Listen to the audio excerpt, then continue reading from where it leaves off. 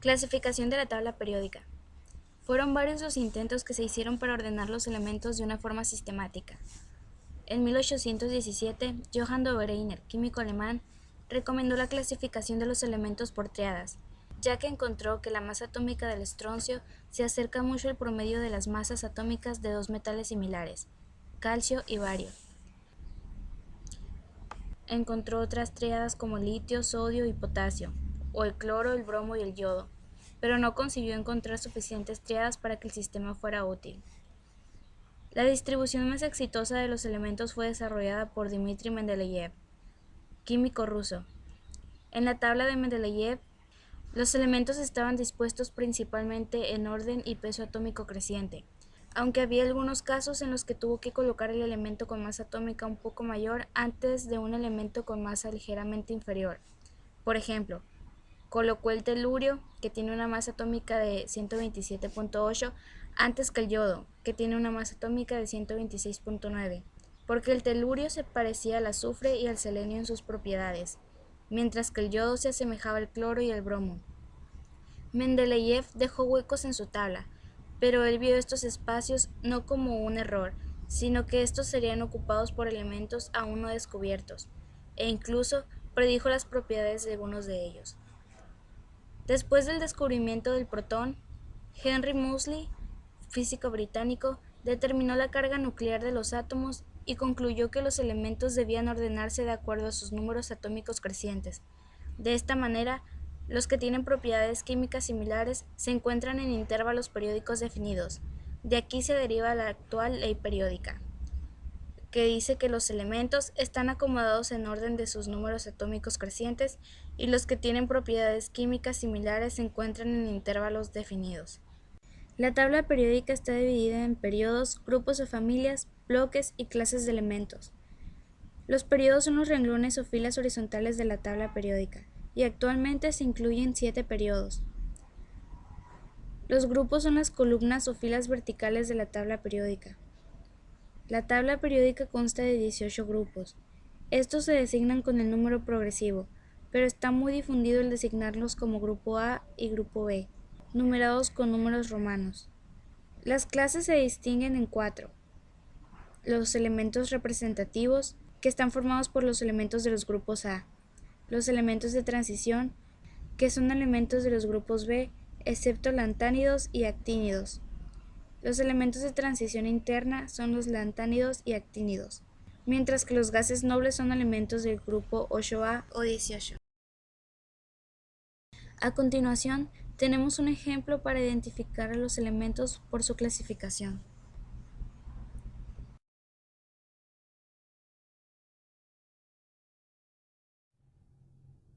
Semiconductores. Un semiconductor es un material aislante que, cuando se le añaden ciertas sustancias en un determinado contexto, se vuelve conductor. También los semiconductores pueden trabajar como aislantes o conductores. Para que un semiconductor trabaje como aislante o conductor, se debe exponer a determinados factores.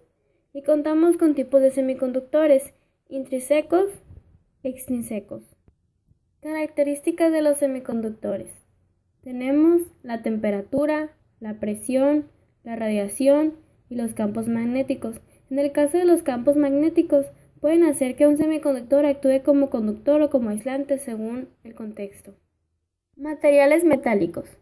Los materiales metálicos son metales transformados mediante procesos físicos y o químicos que son utilizados para fabricar productos.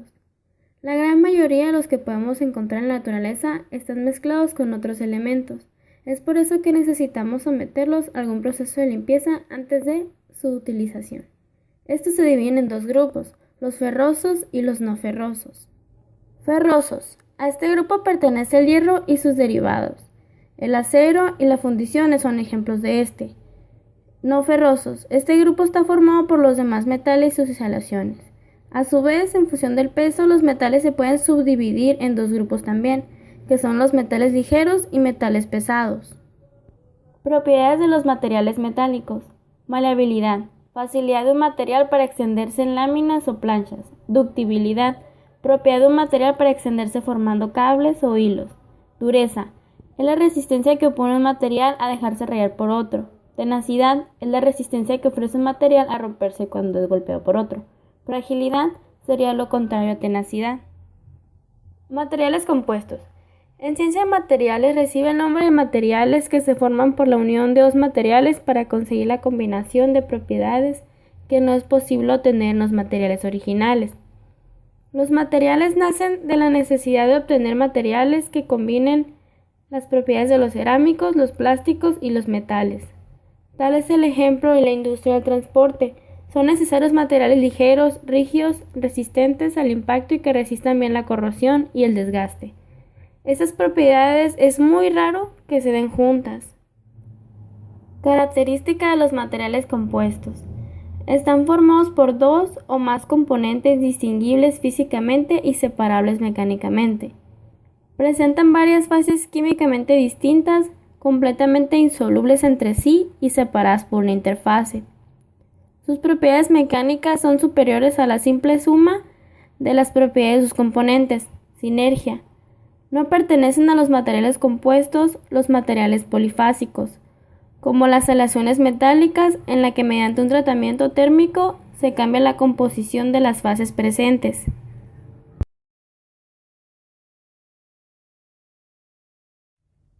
Las arenas contienen silicatos de aluminio, de potasio o de calcio, y estas son parte fundamental para formar las cerámicas.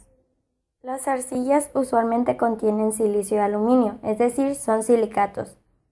También las arcillas contienen compuestos de magnesio, compuestos de calcio y compuestos de potasio. Existen diversos tipos de cerámicas. Entre ellas están las cerámicas naturales, que provienen de depósitos naturales de arcilla, cuarzo, feldespato, etc. Otro tipo de cerámicas son las cerámicas tradicionales. Son aquellas blancas, refractarios, vidrios, abrasivos o cementos. Otro tipo de cerámicas son las cerámicas técnicas. Las materias primas son muy puras, presentan fase única y tienen aplicaciones específicas. Y finalmente, las cerámicas blancas. Aplicaciones usuales como loza, vajilla, recubrimiento de piso y paredes, elementos de cocina, entre otros. Proceso general de las cerámicas. Mezclado y molturación, conformación, moldeo, secado y finalmente cocción. Pues antes que nada no tendríamos que ver lo que es un polímero. Y pues una pequeña definición dice, es una macromolécula formada por una unión de moléculas de menor tamaño que se conocen como monómeros. Ya pues llegaríamos a las que son propiedades, ¿no? Que pues serían propiedades eléctricas. Los polímeros no son conductores eléctricos, no tienen polaridad y no hay iones ni electrones libres como los metales. Sin embargo, tienen un grado de sensibilidad eléctrica. Los núcleos, por un efecto magnético, atraen cargas cercanas y las acumulan. Son buenos aislantes eléctricos, pero sin embargo tienen un límite. La cantidad de calor que está disipando no debe ser mayor al límite de rotura del polímero, para evitar que se rompan las cadenas y se separen los monómeros.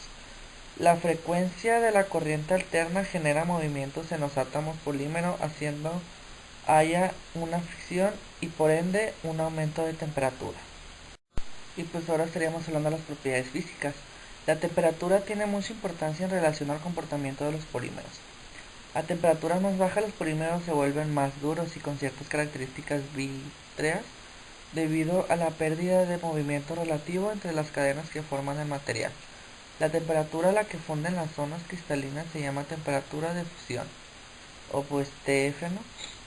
Otra temperatura importante es la descomposición y es conveniente que sea bastante superior a la TF o la temperatura de fusión. Y pues ya sabiendo lo anterior, pasamos a cómo se clasifican o la clasificación de los polímeros, que pues esta varía dependiendo su origen, que pues pueden ser naturales, que estos pues existen en la naturaleza muchos polímeros, y las biomoléculas que forman los seres vivos son macromoléculas poliméricas. Por ejemplo, las proteínas, los ácidos nucleicos, las polisacáridos, como la celulosa y la quintilina, el hule o el caucho natural, la lignina, etc. Que pues otro sería los semisintéticos, que pues se obtienen por transmisión de polímeros naturales. Por ejemplo, la nitrocelulosa, el caucho vulcanizado. O sea que son naturales, pero no tan naturales. Y por último, en la clasificación quedarían los polímeros sintéticos, que pues la palabra dice, ¿no? Sintéticos, dice, muchos polímeros se obtienen industrialmente a partir de los monómeros. Por ejemplo, el nylon, el poliestireno, el policloruro, el vinilo o PVC, el polietileno,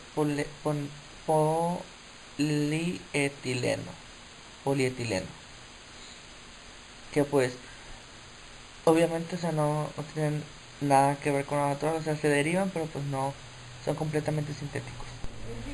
Mecanismo de la polimerización. El primero que tenemos es polímero de condensación. Es la reacción de la polimerización, implica a cada paso la formación de una molécula de baja masa molecular. Uno de los ejemplos es el agua. El otro sería polímero de adición. Dice que no implica la liberación de ningún compuesto de baja masa molecular. Se genera cuando un catalizador inicia la reacción. Y los polímeros formados por reacción en cadena es un indicador para comenzar la polimerización. Es la polimerización de alquenos de tipo radicalario. En este caso es el indicador que reacciona de una molécula de monómeros. Polímeros formados por reacción por etapas. Es el peso molecular de polímeros crece a lo largo del tiempo de manera lenta por etapas.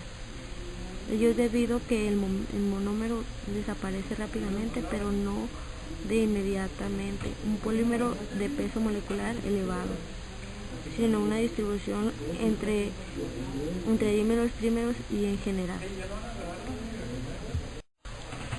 Según sus aplicaciones, elastómeros son materiales con muy bajo módulo de elasticidad y la alta extensibilidad. Se forma mucho al someterlos a un esfuerzo, pero recupera su forma inicial al eliminar el esfuerzo. Plásticos son aquellos polímeros que antes de un esfuerzo suficientemente intenso se deforman irreversiblemente, no pudiendo volver a su forma original. Fibras representan alto módulo de elasticidad y baja extensibilidad, lo que permite confeccionar tejidos cuyas densidades permanecen estables. Recubrimientos son sustancias normalmente líquidas que se adhieren a la superficie de otros materiales para otorgarles algunas propiedades. Adhesivos son sustancias que combinan una alta adhesión y una alta cohesión, lo que permiten unir dos o más cuerpos con un contacto superficial. Aspectos fundamentales en el estudio de los polímeros. La nomenclatura dice que los polímeros se nombran de acuerdo con los monómeros de los que se preparan.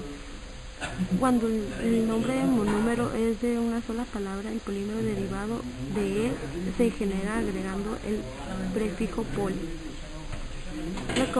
La conversión para describir las fórmulas de los polímeros establecen que se deben encerrar la unidad repetitiva dentro de los corchetes seguidos por la letra n para iniciar que la cantidad de unidades repetitivas se especial. Sin embargo, se supone que es grande.